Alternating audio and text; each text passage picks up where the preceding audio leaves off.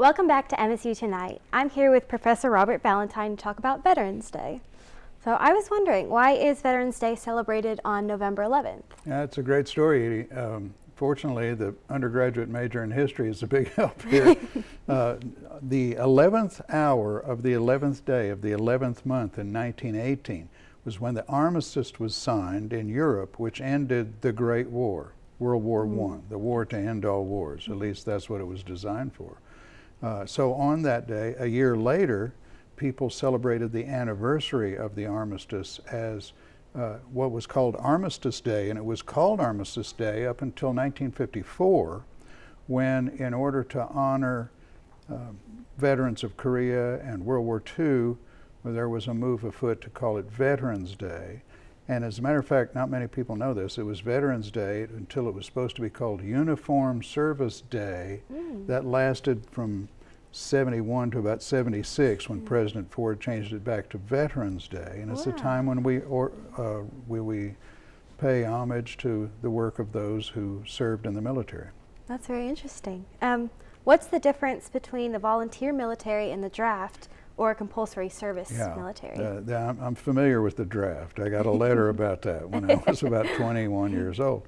The draft is what's sometimes called universal service. Requires every able-bodied person of a certain age, and when the last time we had a draft, it was males. When every able-bodied male is obliged to present himself for military service, and the country will decide where they want you most. And it could be almost anything, not just the military, but any form of service.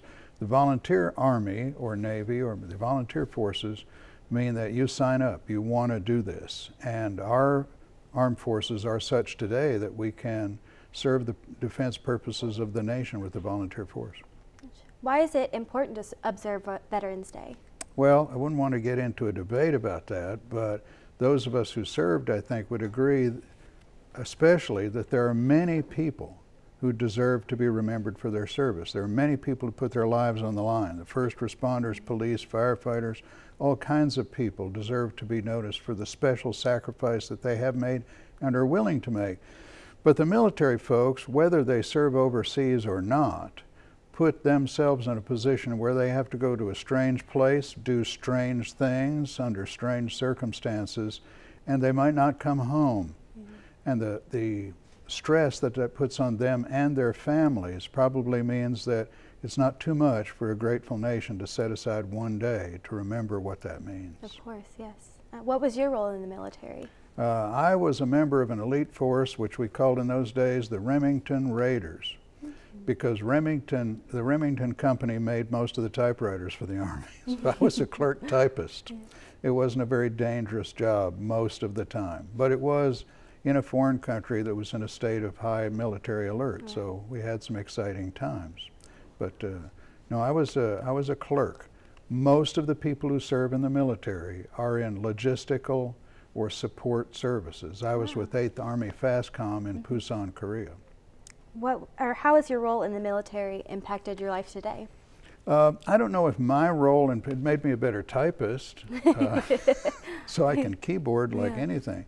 But I think my experience in the military taught me that to be organized means you can produce more. When you are a member of a team, you have to respect that team and work just as hard as anybody else. And it taught me that if I work hard and concentrate and focus on the task, I can do things I never thought I could do. What is your role here at Murray State? I'm a professor of mass communication. I teach in journalism and mass communication, especially in the advertising sequence there. Would you say that your work in the military has helped you or impacted your role as an educator?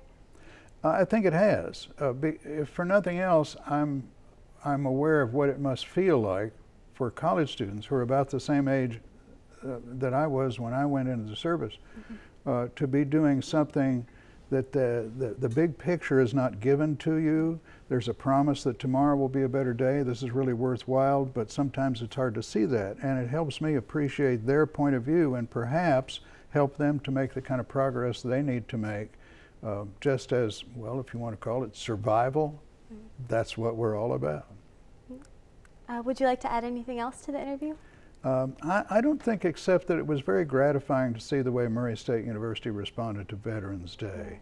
Yes, even for people like me who never felt very often that they were in danger, it's nice to see that people remember how much it means to be in a foreign place, perhaps afraid and far, far from family and friends, especially on holidays. You have your friends there too, but it's not the same as being at home with family. Oh. Thank you so much for joining us today. Thank you, Edie. Yeah. Coming up next, it's time for Newsflash. Don't go away.